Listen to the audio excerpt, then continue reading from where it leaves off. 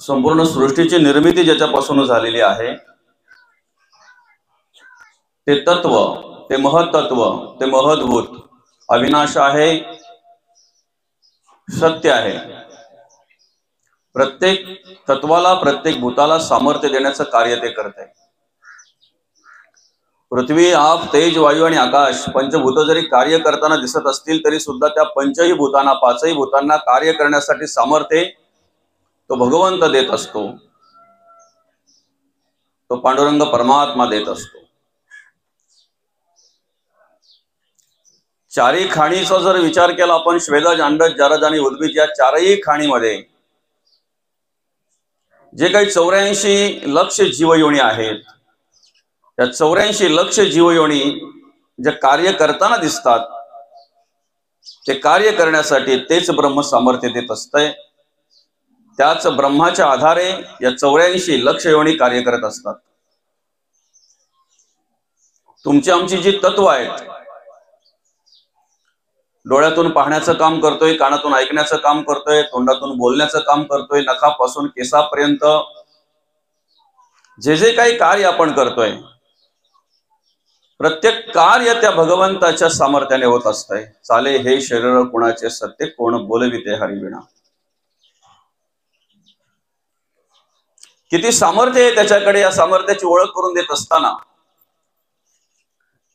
त्याच्या सामर्थ्यामध्ये काय काय कार्य घडतंय त्याची ओळख करून देत असताना मग संत म्हणतात, वृक्षाचेही पान हाले त्याची सत्ता, राहिली अहंता मग कोठे।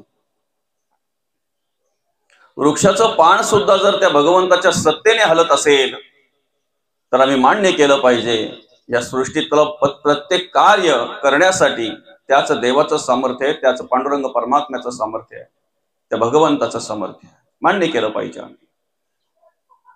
आणि म्हणून मग ज्याच्यापासून या संपूर्ण सृष्टीची निर्मिती आहे, या संपूर्ण सृष्टीचा जो निर्माता आहे तो अविनाश आहे। सृष्टीला नाश आहे, जे निर्माण केलंय त्याला नाश आहे, निर्मात्याला नाश नाही। म्हणून काय म्हटलेलं आहे, हे उपजे आणि नाशे। जर तुमच्या आमच्या दृष्टीला असं देवाचं येणं जाणं जर दिसत असेल, जन्माला येणं, मृत्यू आहे, उत्पन्न झालं, नाश पावलं, हे जर तुमच्या आमच्या दृष्टीला दिसत असेल तर ते सत्य आहे की असत्य याची ओळख करून देत असताना या ठिकाणी भगवंत म्हणतात, हे मायावशे दिसे। आम्ही जर चांबड्याच्या डोळ्याने बघितलं तर येणं जाणं त्याला दिसतंय, त्याचं येणं जाणं आम्हाला दिसतंय। आम्ही मायेच्या अधीन होऊन जर त्या भगवंताची ओळख घ्यायचं ठरवलं तर त्याचं कार्य आम्हाला मर्यादित दिसतंय, बरं का। पण ते त्या पद्धतीने आम्हाला का दिसतंय, हे मायावशे दिसे। एरवी तत्वता वस्तू असे ते अविनाशाची। एरवी जर आम्ही ज्ञानचक्षुने पाहायला गेलो, एरवी जर आम्ही आत्मसाक्षात्काराने, आत्मज्ञानाने जर त्याची अनुभूती घ्यायला गेलो तर ते कालही होतं, आजही आहे आणि उद्याही असणार आहे। ते येतही नाही आणि जातही नाही। ज्या निमित्तानं आपण या ठिकाणी ही प्रवचन सेवा आयोजित केलेली आहे, या नडगाव पितांबरे गाव अर्थात कुंभारपाडा या गावातील हे पितांबरे परिवार आणि पितांबरे परिवाराच्या मातोश्री कैलासवासी तुळशीबाई बाबू पितांबरे आईसाहेबांना 17 मार्च 2025 रोजी देवाज्ञा झाली, त्यांचं वृद्धापकाळाने निधन झालं। त्यांच्या उत्तर कार्यांच्या निमित्तानं आपण या ठिकाणी प्रवचन सेवा आयोजित केलेली आहे। आईसाहेबांच्या पश्चात आमच्या आशाताई असतील, नंदिनीताई असतील, भीमाताई असतील, कल्पनाताई असतील, सुरेखाताई असतील, त्याचप्रमाणे आमचे सागर दादा, हा संपूर्ण पितांबरे परिवार खर तर एक 3 वर्षापूर्वी बाबांचं जाणं झालं आणि बाबांच्या जाण्यानंतर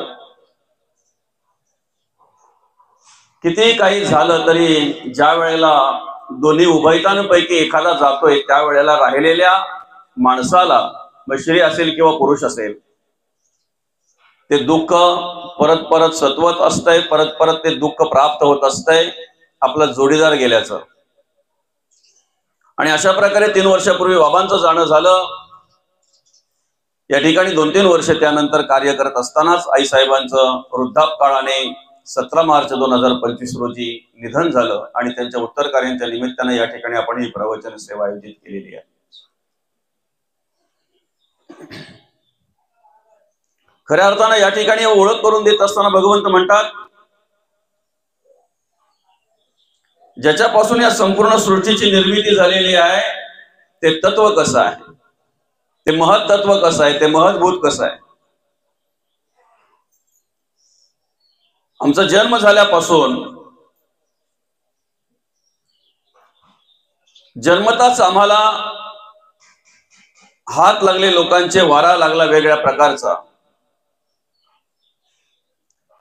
आणि त्या ठिकाणी आमच्या मनामध्ये परिवर्तन झालं. आईच्या गर्भात केलेला संकल्प आम्ही विसरलो, त्याचं विस्मरण झालं.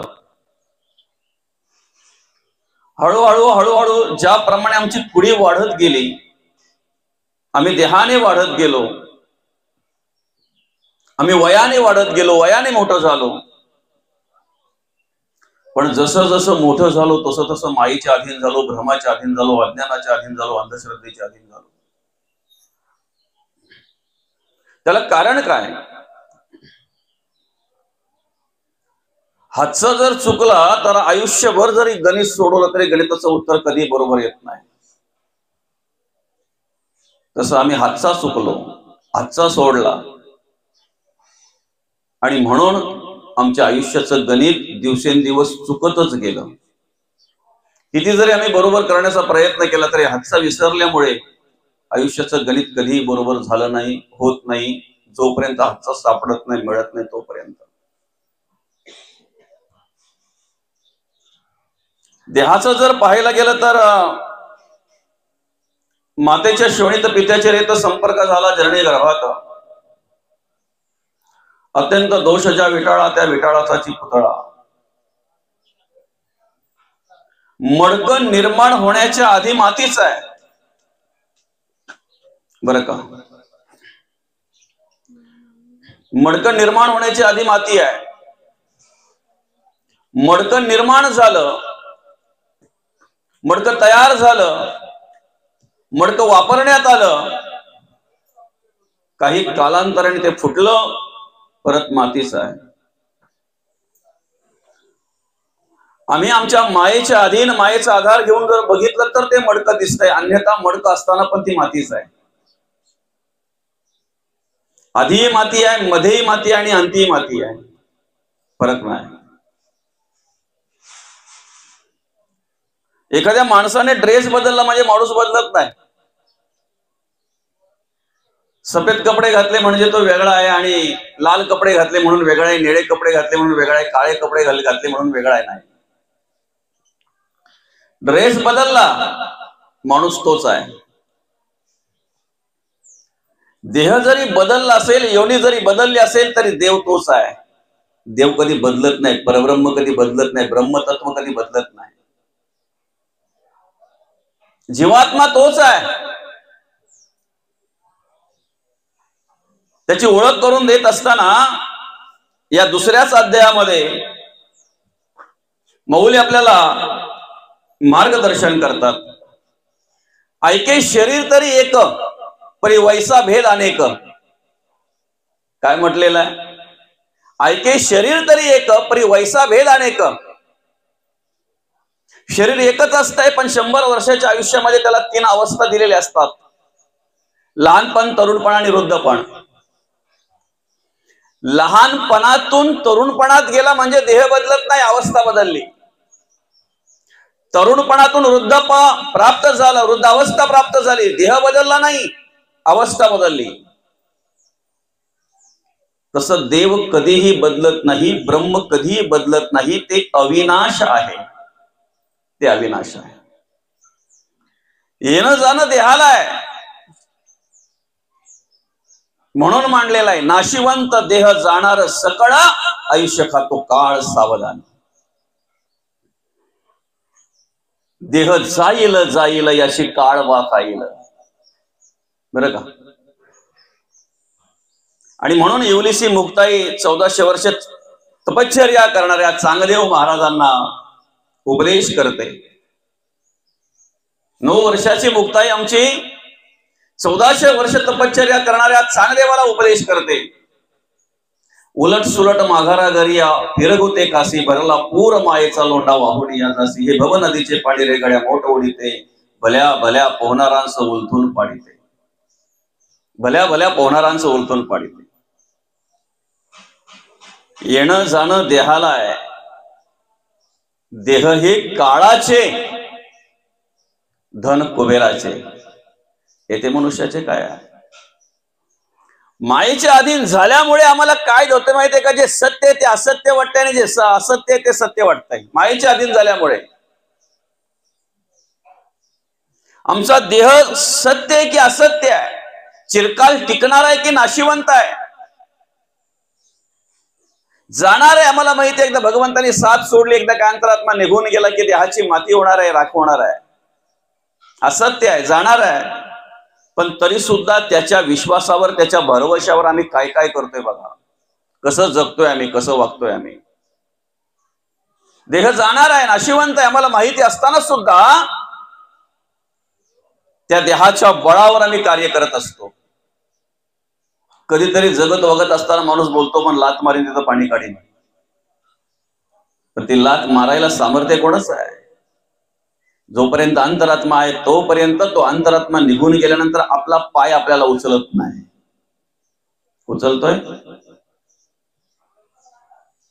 रात्रीच्या वेळी एखाद्या माणसाला जर मृत्यू आला, काही काळ जर घरातल्याला समजलंच नाही, रात्री मेलेला माणूस जर सकाळी समजला आणि त्याचे पाय जर फोल्ड झालेले असतील, दुर्मडलेले असतील, जवळ आलेले असतील, तर सकाळी समजल्यानंतर ते पाय सरळ करायला किती त्रास होतो बरं.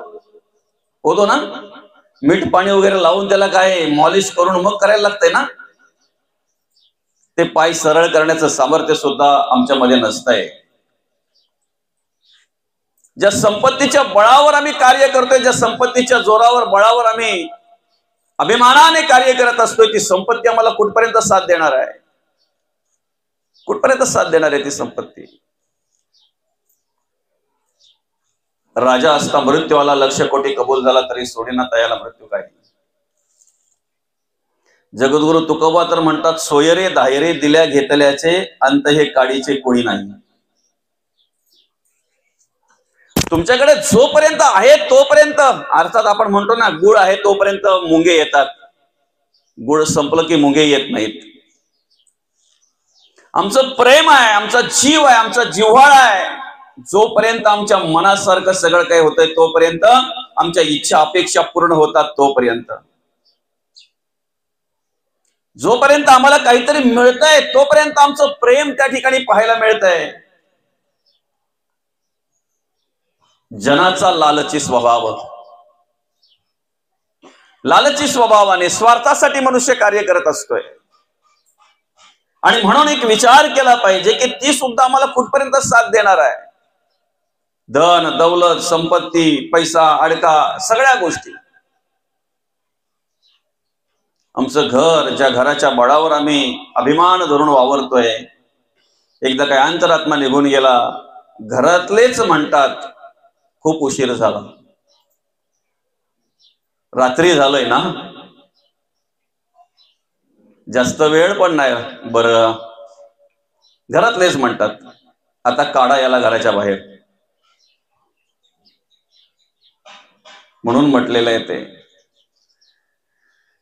हे जाणार आहे, नाशिवंत आहे, चिरकाल टिकणार नाहीये, आम्हाला काही काळ फक्त साथ देणार आहे. किती काळ? क्षणिक सुखासाठी, आपुल्या क्षणिक सुखासाठी. अन्न वस्त्र आणि निवारा ह्या माणसाच्या मूलभूत गरजा आहेत, त्या पूर्ण केल्याच पाहिजेत, झाल्याच पाहिजेत. त्यासाठी काबाड कष्ट केले पाहिजेत, 4 पैसे मिळवले पाहिजेत. घराची माणसाला गरज आहे, माणसाला नात्याची गरज आहे, माणसाला संबंधाची गरज आहे, कुटुंबाची गरज आहे, समाजाची गरज आहे, शेतीवाडीची गरज आहे. सगळ्या गोष्टी हव्या आहेत ना. पण ह्या सगळ्यामध्ये कार्य करत असताना कार्य करण्यापुरतं राहावं, नंतर अलिप्त राहता आलं पाहिजे, अलिप्त होता आलं पाहिजे. माझं आणि भ्रांतीचं ओझ. मागे एक ते सोशल मीडियाला व्हिडिओ आली होती बघा भाऊ. बाप गेल्यानंतर जमिनीसाठी त्या मुलांची कोर्टामध्ये केस,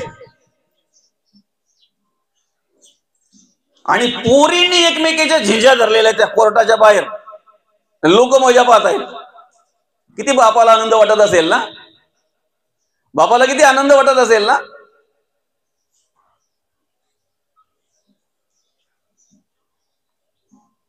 एवढं पण नका. आपण असतानाही त्रास होईल आणि आपण गेल्यानंतरही त्रास होईल, एवढं पण नका. आज समाजामध्ये वावरत असताना पूर्वी जी नाती घनिष्ठ होती, प्रेम ओसंडून वाहत होतं त्या नात्यांमध्ये, समृद्धीच्या बरोबर प्रेमही वाहून गेलं, समृद्धीच्या बरोबर ती मायाही वाहून गेली. काय बरं हे सगळं कशामुळे? कशामुळे हे सगळं? ज्याच्या बळावर, ज्याच्या अभिमानामध्ये आपण हे सगळं काही कार्य करतोय, ज्याच्यासाठी ना स्वार्थ आणि स्वार्थच फक्त माणसाच्या अंतःकरणामध्ये भरलेला आहे, स्वार्थच भरलेला आहे. जोपर्यंत माणसाच्या आशा अपेक्षा पूर्ण होतात ना, तोपर्यंत ते सगळं काही आम्हाला प्रेम पाहायला मिळतंय, माया पाहायला मिळते, सगळं काही पाहायला मिळतंय. एकदा काय ते कमी झालं ना की मग प्रेमही कमी होतंय, मायाही कमी होते तिथे, बरं का, मायाही कमी होते. आणि म्हणून मग जगद्गुरु तुकोबा काय नुसतेच म्हणतात का? डबल म्हणतात, सिंगल नाही. नको नको, का डबल म्हटलेलं आहे? एखादी गोष्ट जर एखाद्या मुलाने करू नये असं वाटत असेल तर ऐका, बोलते नको करू बेटा, करूच नाही असं वाटत असेल तर नको नको, नाही नाहीच. डबल नको नको नको नको, जाऊ नको. नको जाऊ म्हटल्यानंतर मुलाला माहिती आहे गेलो तरी चालेल कदाचित. नको नको म्हटलं की नाही जायचं. आज या ठिकाणी जगद्गुरु तुकोबा म्हणतात, नको नको मना गुंतू माया जाडी. भाऊ बहिणीचा राहिला नाही आणि बहीण भावाचं राहिलं नाही, बरं का. 80 वर्षाची आत्या आतापर्यंत यायची, बसायची, सगळं काही कार्य करायची, पण जरा कुठे काही इकडे तिकडे काही पैसा पाणी, काही जमीन जागा, काही कुठल्या प्रकारची संपत्ती प्रॉपर्टी आडवी आली की त्यांचं 80 वर्षाचं प्रेम कमी झालेलं पाहायला मिळतंय आपल्याला. 80 वर्षाचं. नको नको मना गुंतू माया जाळी. का सांगायचंय माया जाळी गुंतू नको? जे सत्य आहे ते असत्य वाटतंय आणि जे असत्य आहे ते सत्य वाटतंय. काय म्हटलेलं इथे? जे उपजे आणि नासे हे मायावशे दिसे, माथा प्रपंचाचे ओझे घेऊन मळे माझे माझे, बुडताही न सोडे पुंजे कुळाभिमान. तो अभिमान अहंकार आमच्या अंतःकरणातला आम्हाला गप्प बसू देत नाही. काही झालं तरी चालेल. आज अशी काही समाजामध्ये माणसं पाहायला मिळतात, 2 एकर घालवीन पण त्याला पुरापर्यंत. एखादा बाप बोलतो माझं 4 आहेत ना, त्यातला 1 गेला तरी काही फरक पडणार नाही, 3 आहेत मला. ही भाषा आपण आपल्या समाजातल्या लोकांची ऐकतोय. या पुराणातल्या गोष्टी नाही आहेत. म्हणजे आमचं गेलं तरी चालेल पण तुम्हाला पण पुऱ्या पडू, तुमचं पण घालू. माझी गेली तरी चालेल पण तुमची पण घालवेन. आणि माणसाला आनंद कशात आहे रे?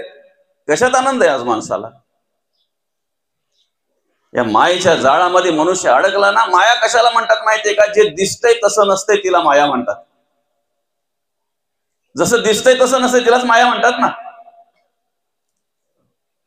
अर्ध्या रस्त्याला पोरं त्याला घ्यायला जातात, ड्युटीवरून आलाय, फक्त माहिती झालं पाहिजे. तो बाप पण बोलतो पोरांचं माझ्यावर एवढं प्रेम आहे, फक्त मी उतरलोय रिक्षातून एवढं माहिती झालं पाहिजे. पोरं रस्त्याला घ्यायला येतात मला. पण जरा निरीक्षण करा, पिशवी आपल्या हातातली घेतल्यानंतर पोरं मागे तरी बघतात का बाप आलाय का नाही आलाय ते? ज्या दिवशी आमच्या हातातली पिशवी यायची बंद होईल ना, समजतंय का, त्या दिवशी रस्त्याला यायला तर घ्यायला लांबच गेला, आलाय का नाही हे पण माहिती करून घेणार नाही. जो बाप हाडाची काढा करतोय, रक्ताचं पाणी करतोय, सगळं साम्राज्य उभं करतोय, शून्यातून विश्व निर्माण करतोय, का माझ्या मुलांनी आनंदात राहावं, आनंदात जगावं, आनंदात वागावं, तोच बाप ज्या वेळेला वृद्ध होतोय ना, एखाद्या कोपऱ्यामध्ये बसलेल्या पडलेल्या अवस्थेमध्ये असतोय ना, हातपाय चढचढ कापायला लागतात, बोलायला धाप लागायला लागते त्याला, त्यावेळेला त्याच बापाला त्याच घरातली नातवंड मुलं ऐकवतायत, काय बोलतायत, आमचा बाबाचा काही कामाचा नाही राहिला. ऐकलंय का कधी? बोलतात ना, आमचा बाबाचा काही कामाचा नाही राहिला. कामाचा आहे तोपर्यंत वापरतील, तोपर्यंत प्रेम करतील. कामाचा नाही राहिला, तुम्हाला चहा पण वेळेला मिळणार नाही, 4 वेळा मागावा लागेल. आणि म्हणून मग जगद्गुरु तुकोबा म्हणतात, काळाची उडी पडेल बा जेव्हा, सोडविना तेव्हा माय बाप, सोडविना बंधू पाठीची बहीण, शेजीची कामिन दूर आहे. माया आहे ना, जोपर्यंत समोरच्या माणसाच्या आशा अपेक्षा पूर्ण होतात तोपर्यंत प्रेम ओसंडून वाहत असते. बरं का माऊली? 4 महिने जर तुम्ही खोटमध्ये पडलात, तुम्हाला काही करता येत नाही अशी अवस्था निर्माण झाली की मग तुम्हाला समजेल घरातल्यांचं प्रेम किती आहे, किती प्रेम आहे, मग समजेल. आणि म्हणून आपल्या जीवनाचा प्रवास करत असताना सत्य माणसाने स्वीकारलं पाहिजे. आलं का लक्षात? माणसाने जे सत्य आहे ते स्वीकारलं पाहिजे. असत्याच्या मागे जर लागाल, असत्य जर करत राहाल, खोटं जर करत राहाल, ते खोटं तुम्हाला कधीही साथ देणार नाही, कधीही साथ देणार नाही. तर असं म्हणतात, खोटं कधीही तरू देत नाही आणि खरं कधीही बुडू देत नाही. सत्य कार्य जर करत राहिले ना, सत्य तुम्हाला कधीही बुडू देणार नाही. खोटं जर करत राहिले ना, तर तुम्ही किती जरी करण्याचा प्रयत्न केला, खोटं कधी तरू देणार नाही, कधीच तरू देणार नाही. हे प्रवचन सत्य कळण्याकरता आहे, कीर्तन सत्य कळण्याकरता आहे, संतांचं वाङ्मय आम्हाला सत्य कळण्याकरता आहे. ह्या जगामध्ये ब्रह्म सत्य आहे, विसरता कामा नये. ह्या जगामध्ये ब्रह्मतत्व जे आहे, ज्याला भगवंत म्हणतोय, ज्याला देव म्हणतोय, ते सत्य आहे, हे मान्य केलं पाहिजे. देवाचं भजन पूजन करणाऱ्यांना जो देव सांभाळतो, ऐकताय ना, देवाचं नामस्मरण करणाऱ्यांना जो देव सांभाळतो, देव नाही आहे म्हणणाऱ्यांना सुद्धा तोच देव सांभाळतो, तोच देव सांभाळतो. देव नाही आहे, देव वगैरे सगळं थोतांड आहे, ह्याच्यावर एकाने 2 तास लेक्चर दिले, व्याख्यान केलं. देवच नाहीये जगामध्ये. वेगवेगळ्या गोष्टीमध्ये पटवून देण्याचं काम केलं त्याने. देव नाही आहे ऐकायला सगळे नास्तिकच होते ना. देवाला मानणारे असतील तिथे, देवाचं नामस्मरण करणारे असतील तिथे, नाहीच. 2 तास त्या माणसाने एवढं पटवून दिलं की देवाच्या ऐवजी तिथे शक्ती टाकली. शक्ती आहे, वेगळ्या प्रकारची शक्ती, नैसर्गिक. 2 तास त्याने त्या ठिकाणी व्याख्यान केलं, मार्गदर्शन केलं. देव नाहीच आहे. ते व्याख्यान संपल्यानंतर ऐकणाऱ्यांपैकी एक जण गेला, हात जोडले त्याला, दादा खूप चांगलं सांगितलं हो तुम्ही, खूप चांगलं मार्गदर्शन केलं हो तुम्ही. 2 तास तुम्ही नॉन स्टॉप बोलले, जराही थांबलं नाहीत. एवढं पॉवर, एवढी शक्ती तुमच्याकडे आली कशी? तो पटकन बोलून गेला, शेवटी देवाची कृपा. काय बोलून गेला? म्हणजे 2 तास देव नाही आहे याच्यावर बोलणाऱ्याला सुद्धा शेवटी सांगावं लागलं, शेवटी देवाची कृपा. असंच चाललंय बरं का. सत्य जे आहे ना ते कधी आम्ही सोडू शकत नाही, विसरू शकत नाही, त्याला बाजूला सारू शकत नाही. ज्या दिवशी ते सत्य आम्ही सोडू, त्या सत्याने आमची साथ सोडलेली असेल, त्या दिवशी आमच्या घराच्या जवळ गर्दी जमलेली असेल. किती जमलेली आहे, कोण आलेला आहे हे आम्ही पाहणार नाहीत बरं का. आमच्यासाठी कोण आलेला आहे हे आम्ही पाहणार नाहीत. म्हणून ते सत्य असतानाच आम्ही सत्य कार्य केलं पाहिजे. ते ब्रह्म असतानाच आम्ही सत्य कार्य केलं पाहिजे. आणि केवळ त्याच्यासाठी काय आहे, हे प्रवचन आहे, हे कीर्तन आहेत सत्य कळण्याकरता बरं का. आता जन्म झालाय म्हटल्यानंतर मृत्यू ठरलेला आहे. कारण नाशिवंत हे आहे ना, देह जाणार आहे ना, देह जाईल जाईल याची काळवा खाईल. जन्म झालाय म्हटल्यानंतर मृत्यू ठरलेला आहे. कारण आपण ज्या ठिकाणी जन्माला आलोय त्याचं नावच आहे मृत्यूलोक. हे दष्टम तद नष्टम, जे दिसतंय ते नाचतंय बरं का. आता मला सांगा, ज्या वेळेला जन्माला आलो त्यावेळेला आपल्या बरोबर काही होतं का? होतं काही? क्या लेके आयो रे जग में क्या लेके जाएगा, 2 दिन की जिंदगी है 2 दिन का मेला. जिंदगी एक किराए का घर है, एक ना एक दिन बदलना पड़ेगा. मौत जब तुमको आवाज देगी, घर से बाहर निकलना पड़ेगा. सांझ के बाद होगा सवेरा, देखना है अगर दिन सुनेरा. पाओ फूलों पे रखने से पहले तुमको कांटों से चलना पड़ेगा. जिंदगी एक किराए का घर है, एक ना एक दिन बदलना पड़ेगा. जावंच लागणार आहे, सोडावंच लागणार आहे. कितीही आम्ही राहायचा प्रयत्न केला तरी सुद्धा आयुष्य किती असावं हे आमच्या हातात नाही आहे, आमच्या हातात नाही आहे.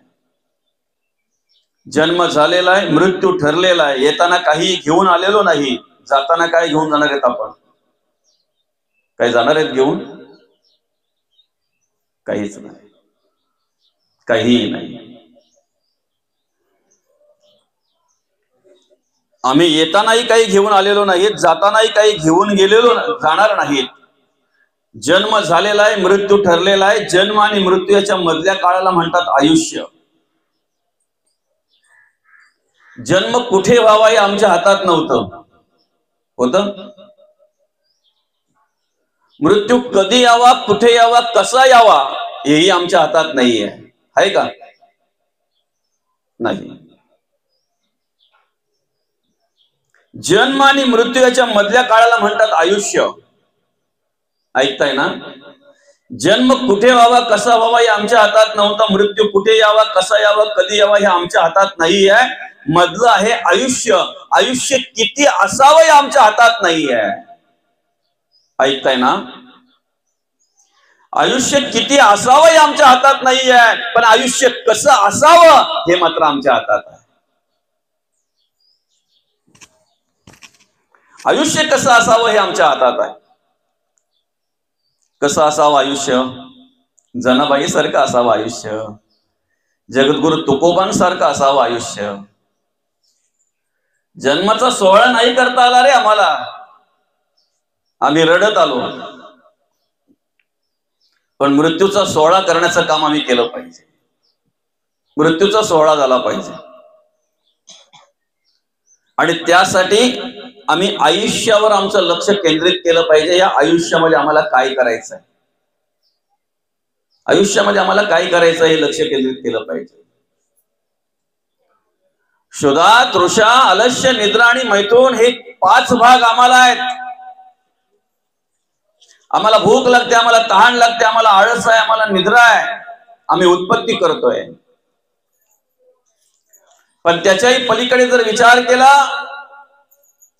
तर या नरदेहाला अर्थात या माणसाची निर्मिती वेगळ्या प्रकारे भगवंताने केलेली आहे. फक्त तेवढं कार्य करण्यासाठीच नरदेहाची निर्मिती केलेली नाही. आम्ही फक्त आमची भूक भागवावी, आम्ही तहान भागवावी, आळस, निद्रा आणि फक्त उत्पत्ती करावी एवढ्यासाठीच आम्हाला नरदेह भगवंताने दिलेला नाही. देवाचं कार्य करावं, देवाचं भजन पूजन करावं, देव कार्य करावं, देवाचं नामचिंतन करावं, देवाचं नामस्मरण करावं, देवपूजा करावी, उपासना करावी आणि आम्ही या जीवनाचं सार्थक करून घ्यावं म्हणून आम्हाला हा नरदेह भगवंताने दिलेला आहे, हा मनुष्य देह आम्हाला भगवंताने दिलेला आहे. या देहामध्ये कार्य करत असताना एक विचार केला पाहिजे. मनुष्य कार्य करत असताना 3 गुणात्मक कार्य करतोय: रजगुण, तमगुण आणि सत्वगुण. ऐकताय ना? मान्य आहे ना आपल्याला? 3 गुणातून मनुष्य कार्य करतोय: रजगुण, तमगुण आणि सत्वगुण. रजगुणे पुनरावृत्ती म्हटलेला आहे, तमोगुणे अधोगती म्हटलेला आहे आणि सत्वगुणे भगवत भक्ती म्हटलेला आहे. बरं का? आम्ही जर प्रवचन श्रवण करत असो, आम्ही कीर्तन जर श्रवण करत असो, आम्ही जर निरूपण श्रवण करत असो, आम्ही जर संतांचं वाङ्मय श्रवण करत असो, तर येता जाताना श्रवणाला येताना श्रवण झाल्यानंतर आम्ही काय केलं पाहिजे? काय केलं पाहिजे आम्ही? म्हणून पशु पक्षी गुणवंत म्हटलेला आहे. पशु पक्षी गुणवंत का माहिती आहे का? त्यांचा काहीतरी आदर्श आम्ही घेतला पाहिजे. प्रत्येक प्राण्या पक्षाकडे काहीतरी असं गुण आहे, त्या गुणाचा आदर्श आम्ही घेतला पाहिजे. ते गुण आम्ही घेतले पाहिजेत, अनुभवले पाहिजे. दत्तगुरूंनी किती गुरु केले बरं? 24 गुरु केले. किती? 24. तसे अनेक गुरु केले, पण भागवतामध्ये 24 गुरूंची यादी आहे. दत्तगुरूंनी 24 गुरु केले बरं का. त्याच्यामध्ये प्राणी आहेत, पक्षी आहेत, कीटक आहेत, माणूस आहे. जिथे जिथे जे जे काही शिकायला मिळालं त्याला गुरु केला. अर्थात माऊलींच्या भाषेत सांगायचं म्हटल्यानंतर, जो जो जयाचा घेतला गुण, तो तो म्या गुरु केला जाण. गुरुशी आले अपारपण, जग संपूर्ण गुरु दिसे. जिथे जे काही अनुभवायला मिळालं ना, ते आम्ही घेतलं, ते आम्ही अनुभवलं, त्याचा अभ्यास आम्ही केला. चांगलं असेल ते घ्या आणि वाईट समजून बाजूला सारा. श्रवण भक्ती त्याला म्हणतात. चांगलं घेणं, वाईट समजून बाजूला करणं, त्याला श्रवण म्हणतात. जनावर ज्या वेळेला माळ रानावर जातात ना, त्या वेळेला त्यांना माहितीये 1.5 ते 2 तास आमचा मालक माळावर ठेवणार आहे. तेवढ्या वेळामध्ये आम्हाला आमचं पोट भरून घ्यायचंय. ते चारा घे घे घे घे करतात. घरी आले की निवांत रवंत करत असतात ना. घरी आल्यानंतर ती जनावर बघ असं तोंड हलवत असतात, रवंत करत असतात. तो चारा परत रवंत करत असतात. तसं आम्ही श्रवण करत असताना ऐकलं पाहिजे बरं का. ऐकल्यानंतर आमचं कर्तव्य आहे त्याचं मनन केलं पाहिजे, आठवलं पाहिजे. आम्ही आठवल्यानंतर जे काही कामाचं आहे ते आम्ही आमच्या जवळ ठेवलं पाहिजे, त्याचा विचार आम्ही केला पाहिजे. कामाचं नाही ते बाजूला सारलं पाहिजे. तुम्ही श्रवण करूनही जर तुमचे वाईट विचार जात नसतील, ऐकूनही जर तुमच्यामध्ये परिवर्तन घडत नसेल आणि उलट जर तुम्ही जगापुढे असा आव आणत असाल की मी परमार्थिक आहे, मी भक्ती करतोय, मी उपासना करतोय, मी देवपूजा करतोय, याला रजगुण म्हणतात. काय म्हणतात याला? रजगुण म्हणतात याला. हा फक्त चमकून दिसत असतो, हा फक्त मिरवत असतो, मुरवत नसतो. परमार्थ मिरवण्याचा नाही, मुरवण्याचा आहे. मिरवण्याचा परमार्थ नाही, मुरवण्याचा परमार्थ आहे. सगळी सूत्र आमच्या जवळ आहेत, पण आम्ही स्वतःला शोधत नाही. आम्हाला जगाचे गुणदोष दिसतात, आम्हाला शेजाऱ्यांचे गुणदोष दिसतात, आम्हाला आमच्या नातेवाईकांचे गुणदोष दिसतात. दुर्भाग्य असं आहे की आम्ही आम्हाला कधीच पाहत नाही. जग दिसतेल, जग स्वच्छ दिसावं यासाठी आम्हाला चष्मा आहे, पण कुठल्या तरी दुकानामध्ये असा चष्मा आहे का? एखाद्या ठिकाणी कुठे मिळतो का? तो लावल्यानंतर माणूस स्वतःला पाहतोय. स्वतःला शोधण्याची कुठे काच आहे, ग्लास आहे, चष्मा आहे? नाही. आम्हाला जगाने काय करावं ते कळतंय, पण आम्ही काय करावं हेच आम्हाला कळत नाही. हे दुर्भाग्य आहे, दुर्भाग्य आहे आम्हाला. ज्ञानाचं लक्षण सांगत असताना म्हटलेलं ऐक ज्ञानाचे लक्षण, ज्ञान म्हणजे आत्मज्ञान पहावे आपणासी, आपण तया नाव ज्ञान. स्वतःला शोधणं याला ज्ञान म्हणतात. आणि ते ज्ञान आम्हाला या श्रवणातून प्राप्त करून घ्यायचं आहे. स्वतःला शोधण्याचं ज्ञान आम्हाला प्राप्त करून घ्यायचं आहे. स्वतःला शोधण्याचं ज्ञान आम्हाला काय करायचं आहे, त्याचा विचार आम्हाला करायचा आहे, प्राप्त करून घ्यायचा आहे. जगाने काय करावं, जगाने कसं वागावं ह्यापेक्षा मी कसं वागलं पाहिजे, मी कसं वागलं म्हणजे माझ्यामध्ये परिवर्तन घडेल, हा विचार ज्या दिवशी माझ्या अंतःकरणामध्ये निर्माण होईल ना, समजा आत्मज्ञानाची प्राप्ती झाली. लोकांकडे बोट दाखवायला सोपी आहे, तो काय ते सहज दाखवू शकतो. पण ज्या वेळेला लोकांकडे एक बोट दाखवतो ना, त्यावेळेला 4 बोट आपल्याकडे आहे त्याचा विचार माणसाच्या अंतःकरणामध्ये आला पाहिजे. ज्या वेळेला आपण एक बोट लोकांकडे दाखवतोय की नाही, त्यावेळेला 4 बोट आपल्याकडे आहेत याचा विचार आमच्या अंतःकरणामध्ये आला पाहिजे. त्याला आत्मज्ञान म्हणतात. त्याला आत्मज्ञान म्हणतात. आणि म्हणून सगळी सूत्र आमच्या जवळ आहेत. आम्ही सुखी असावं की दुःखी असावं हे शेजाऱ्यांवर अवलंबून आहे की आमच्यावर अवलंबून आहे.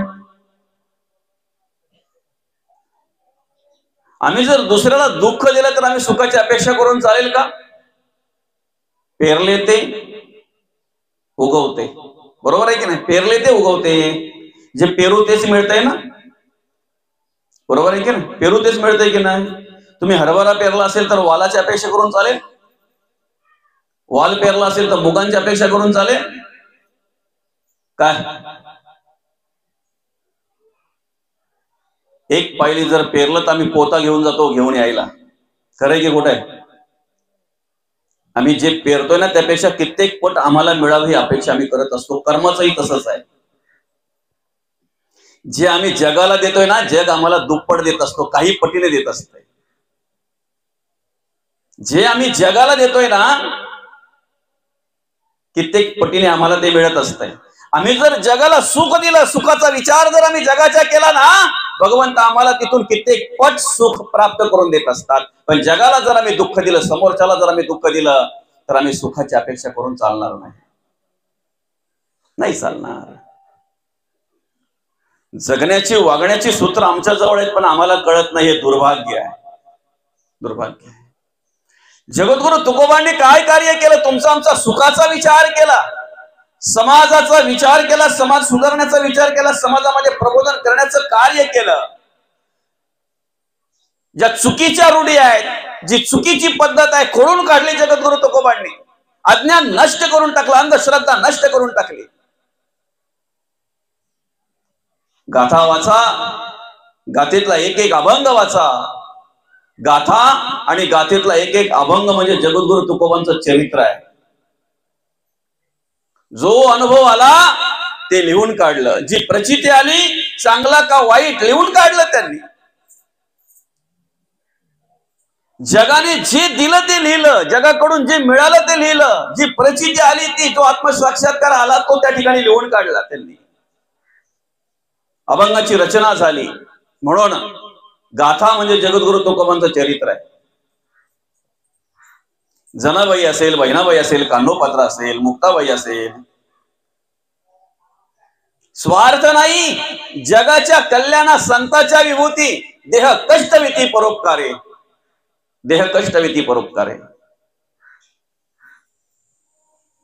देवाचं भजन पूजन करण्यासाठी आम्हाला नरदेह दिलेला आहे, देवाचं नामचिंतन करण्यासाठी भगवंताने आम्हाला नरदेह दिलेला आहे. फक्त भजनच झालं पाहिजे. भजन करता करता भोजनावर लक्ष नका ठेवू. फक्त काय, भजन करता करता बाकीच्या गोष्टींकडे लक्ष नका ठेवू. स्मरणिका घेतली की आम्हाला देवच आठवला पाहिजे. कोण दिसला पाहिजे आम्हाला? नामस्मरण करायला जर माळ आम्ही हातात घेतली तर कोण दिसलं पाहिजे आम्हाला? देवच दिसला पाहिजे ना. अजून जर जग दिसत असेल, जगातील वस्तू जर आम्हाला दिसत असतील तर समजा आम्ही किती मागे आहेत, अजून किती मागे आहे. तीर्थक्षेत्री गेल्यानंतर आम्हाला ते तीर्थच प्राप्त झालं पाहिजे, त्या क्षेत्राचा महिमा कळवून घेतला पाहिजे. ते क्षेत्र तीर्थ का झालं याचा विचार आम्ही केला पाहिजे. ते तीर्थक्षेत्र का झालं याचा विचार आम्ही केला पाहिजे. तिथे जाऊन जर आम्ही आमच्या संसारातल्या गोष्टी जर साठवत असू, आमच्या प्रपंचातल्या गोष्टी जर साठवत असू, आमच्या इंद्रियांचे चोचले जर आम्ही तिथे जाऊन पुरवत असू, तर घरी राहिल्यानंतर आणि त्यांच्यामध्ये काय फरक आहे सांगा बरं? काय फरक आहे? एक वेळ देवाला अगरबत्ती लावायचा विसरला तरी चालेल, कोणाचा द्वेष करू नका, त्याला भक्ती म्हणतात. एक वेळ देवाला दिवा लावायचा विसरला चालेल, देव कधीही कोपत नाही. ही पहिली गोष्ट लक्षात ठेवा, देव कधीही कोपत नाही. एक वेळ देवाला दिवा लावायचा विसरला चालेल, पण कधीही कुठल्याही प्रकारची वाईट कृत्य करू नका, वाईट कर्म करू नका. तुम्ही करताय ती कर्म म्हणजेच भक्ती आहे. तुमचं जे जगणं वागणं आहे त्यालाच भक्ती म्हणतात, त्यालाच परमार्थ म्हणतात. ते जगणं वागणं कसं असावं यासाठी आम्ही ज्ञानेश्वरीचा अभ्यास केला पाहिजे, यासाठी आम्ही गीतेचा अभ्यास केला पाहिजे. जगद्गुरु तुकोबा आम्ही वाचले पाहिजेत, माऊली ज्ञानोबा आम्ही वाचले पाहिजेत. का? आम्हाला त्या मार्गाने चालायचं आहे, वाटचाल करायची आहे. म्हणून रजगुणाने जर तुम्ही परमार्थ करत असाल तर मुक्तीची अपेक्षा करणं चुकीचं आहे. कारण रजगुणाने पुनरावृत्ती आहे. पुनरपी जननम पुनरपी मरणम पुनरपी जननी जठरी शयनम. परत परत येणं जाणं आहे. माऊलींच्या भाषेत सांगायचं झालं म्हटल्यानंतर उपजे ते नासे, नासे ते पुनरपी दिसे, हे घटिका यंत्र तैसे परिभ्रमेगा. रजगुण समजला तुम्हाला? फक्त चमकून दिसतो. श्रवण करून झाल्यानंतर मनन नाही, कोणाचं काय चाललंय, कोण काय करतंय, कोणाची सून कशी, कोणाची सासू कशी, कोणाची मुलगी कुठं, कोणाचा मुलगा कुठं, हे उपद्व्याप. मग घरी आहेत ते परवडले ना? घरी आहेत जे काहीच करत नाहीत ते परवडले ना? बसल्या बसल्या जर सहज एखाद्याचा द्वेष घडत असेल, निंदा घडत असेल, तिरस्कार घडत असेल, मत्सर घडत असेल आपल्याकडून, तर जे काहीच करत नाहीत ते परवडले ना आपल्यापेक्षा?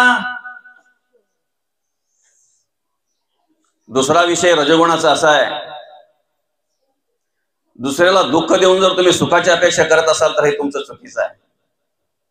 बरोबर आहे की नाही? दुसऱ्यांना दुःख देऊन आपण सुखाची अपेक्षा करून चालेल का?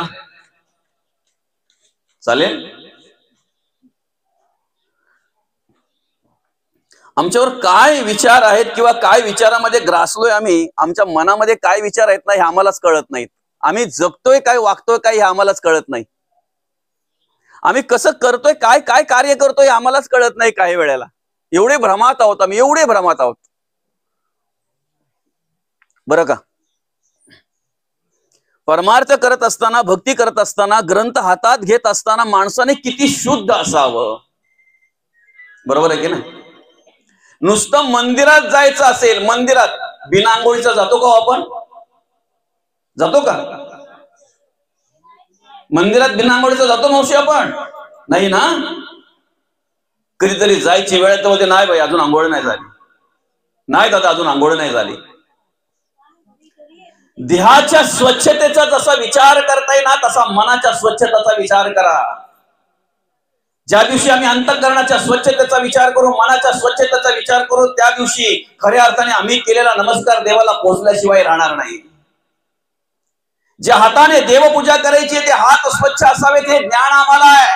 मग ज्या मनाने देवपूजा करायची ते मन स्वच्छ नको का? ज्या अंतःकरणाने देवपूजा करायची ते अंतःकरण स्वच्छ नको?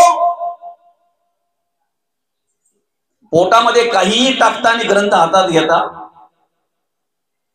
पोटामध्ये काहीही टाकताना मंदिरामध्ये जाता, देवाला नमस्कार करता, पोटामध्ये काहीही टाकताना स्मरणिका हातात घेता आणि वरून सत्वगुणी परमार्थिक म्हणतात. संतांनी जे दिलेलं आहे, लिहिलेलं आहे, सांगितलेलं आहे त्याचा विचार करा. आपला डोका तिथं चालवू नका. रजोगुणी पुनरावृत्ती आहे. पुन्हा एकदा सांगतो, तुम्ही समोरचा जीव घेऊन, समोरचा प्राण घेऊन जर समजा परमार्थ करत असाल, रजोगुणी भक्ती म्हटली जाते, त्याला तमोगुणी भक्ती म्हटली जाते. अधोगती आहे, अधोगती आहे. सत्व गुणाने भगवत भक्ती घडत असते. का स्वीकारत नाही आपण? का स्वीकारत नाही? माहिती आहे ना आपल्याला तेवढं ज्ञान, आपल्याला तेवढी बुद्धी तर भगवंताने दिली की नाही? एखाद्याच्या मैतावर जर माणूस गेला ना, माणसाच्या मैतावर माणूस गेला ना, तर घरी आल्यानंतर कपडे बाहेरच्या बाहेर काढून टाकतो. खरंय की खोट आहे? आंघोळ केल्याशिवाय कशालाही स्पर्श करतोय नाही ना. पण एकदा काय आंघोळ झाली, कपडे बदलले की लगेच खडवलीमध्ये जाऊन अर्धा किलो पाव किलो घेऊन येतो की नाही एखादा प्राणी किंवा पक्षी? इकडे माणसाला, मेलेल्या माणसाला हात लावला म्हणून बाटला, तिकडे मेलेला घरी घेऊन येतो, बाटत नाही. काय बुद्धी आहे माणसाची! बघा ना, बुद्धीचा विचार करा ना. माणसाच्या कीव येते ना.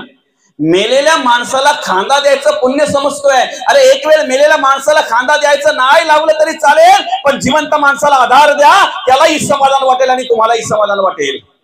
पण ते करत नाही ना माणूस. मेलेल्या माणसाला पाणी पाजायचं पुण्य मनुष्य समजतोय. जब पैसे को पाणी पिलाते नहीं, बाद अमृत पिलाने से क्या पाएगा?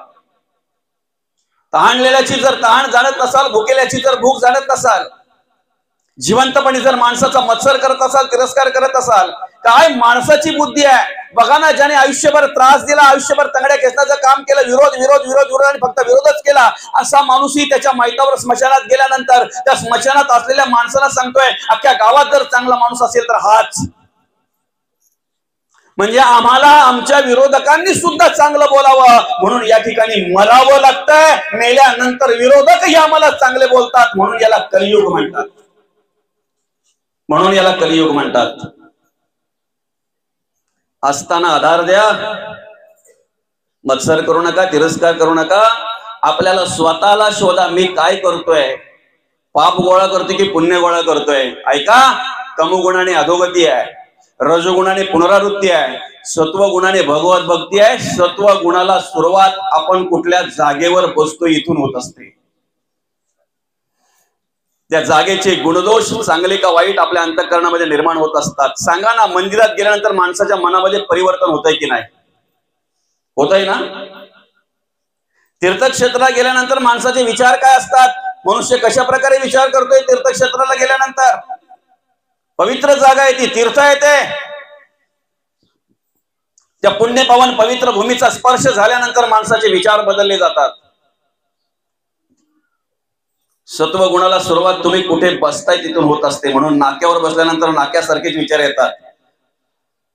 परमार्थिक माणसाने नाक्यावर बसावं का घरात बसून नामचिंतन करावं हे आपण ठरवायचं असते. खरंय की खोटं आहे? परमार्थिक बाईने शेजारणीकडे जाऊन तिच्या उखाल्या पाखाल्या काढायच्या, त्याच्या सोनेच्या उखाल्या पाखाल्या काढायच्या, त्याच्या सासूच्या उखाल्या पाखाल्या काढायच्या, शेजारणीच्या उखाल्या पाखाल्या काढायच्या, का घरात बसून भगवंताचं नामचिंतन करावं हे कोणी ठरवायचं आहे? कोणी ठरवायचं आहे? सरा पुढं. या सगळी सूत्र आमच्या हातात आहेत, पण आम्हाला कळत नाहीत. ऐका, जन्म आमच्या हातात नाही, मृत्यू आमच्या हातात नाही. जन्म कुठे व्हावा, कधी व्हावा, कसा व्हावा हे आमच्या हातात नाही. मृत्यू कधी यावा, कुठे यावा, कसा यावा हेही आमच्या हातात नाही.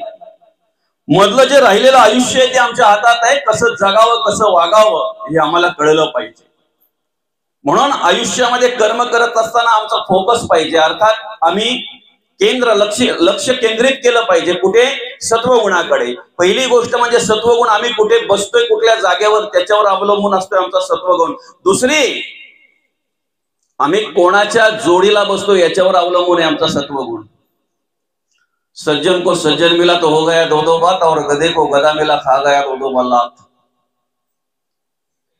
जगद्गुरु तुकोबा म्हणतात, चंदनाच्या संगे बोरी बिघडल्या. चंदनाचा नुसता संग झाला बोरींना चंदनाचा सुगंध यायला लागला. आम्ही जर चांगल्या गुणांची, चांगल्या विचारांची जर अपेक्षा करत असू तर ऐका ना, एखाद्या व्यसनाधीन झालेल्या माणसाने महाराजाच्या जोडीला बसावं. एखाद्या व्यसनाधीन झालेल्या माणसाने सत्वगुणी जो असेल, साधू जो असेल, त्या साधूच्या जोडीला बसावं. सात्विक विचाराच्या माणसाच्या जोडीला बसावं. पण महाराजाने व्यसनाधीन झालेल्या माणसाच्या जोडीला बसावं का? कुठे बसतायत त्याच्यावर सत्वगुण अवलंबून आहे, कोणाच्या जोडीला बसतायत त्याच्यावर सत्वगुण अवलंबून आहे, आणि काय खाताय ना याच्यावर सत्वगुण अवलंबून आहे. मान्य केलं पाहिजे, जे संतांनी सांगितलंय ते चुकीचं नाही आहे. तुमच्या पुढ्यात जर पंचपक्वान्न असतील, सात्विक आहार जर असेल, तर तुम्ही देवाला दोन्ही हात जोडून अन्न हे पूर्ण ब्रह्म म्हणून नमस्कार करून ते ग्रहण करत असता. ते ताट पुढ्यात आल्याबरोबर दोन्ही हात जोडून वदनी कवल घेता नाम घ्या श्रीहरीचे, सहज हवन होते नाम घेता फुकाचे. जीवन करी जीवित व अन्न हे पूर्ण ब्रह्म, उदर भरण नोहे जाणीचे यज्ञ कर्म. याला यज्ञ कर्म म्हणतात. मी पोट भरण्यासाठी फक्त खात नाही, भगवंताने जी आहुती लावलेली आतमध्ये जो यज्ञ लावलेला त्याची आहुती टाकतोय मी, आणि आहुती म्हणून मी हे 4 घास त्या यज्ञामध्ये अर्पण करतोय. कधी जर तुमच्या ताटामध्ये सात्विक आहार असेल तर, नको तो आहार असेल तर तुम्ही हात जोडाल देवाला, म्हणाल अन्न हे पूर्ण ब्रह्म, म्हणाल यज्ञ कर्म. नाही म्हणू शकत. आम्ही चांबड्याच्या डोळ्याने बघितलं तर आम्ही येताना काही आणलं नाही आणि जाताना काही घेऊन जाणार नाही. पण ऐका, ज्ञान चक्षुने जर बघितलं तर येतानाही आम्ही घेऊन आलोय. प्रारब्धाने संचित जगतोय कशावर? आम्हाला जे काही आमच्या आयुष्यामध्ये सुखदुःख प्राप्त होतंय हे होतंय कशावर?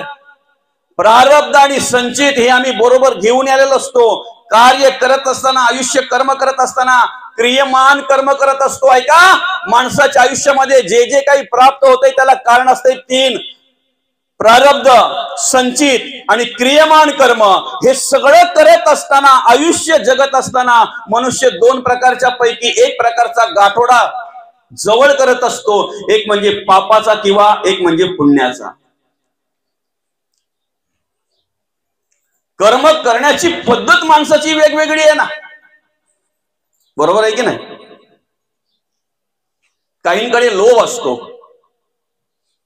बरं का, काहींकडे लोभ असतो, अतिलोभ असतो. आमच्या फक्त बालावच लिहिलं अति तिथे माती, पण आम्ही काय करतोय आम्हाला कळत नाही, बरं का. अतिलोभ असतो. आपण एक खेड्यापाड्यामध्ये राहणारी माणसं आहोत. दुकानामध्ये पुरुष असल्यानंतर जास्त दुकान चालतंय की महिला असल्यानंतर जास्त दुकान चालतंय? कोणाचं दुकान असेल त्यांच्या चरणी नतमस्तक होऊन त्यांची माफी मागून या ठिकाणी हा विषय मी करतोय. समाजामध्ये पाहायला मिळतंय, समाज प्रबोधन करायचं आहे, समाजामध्ये कार्य करायचं आहे, तर ज्या चुकीच्या पद्धती आहेत त्या बाजूला केल्याच पाहिजे. मला उत्तर द्या ना, बाई असताना जास्त दुकान चालतंय की पुरुष असताना जास्त दुकान चालतंय?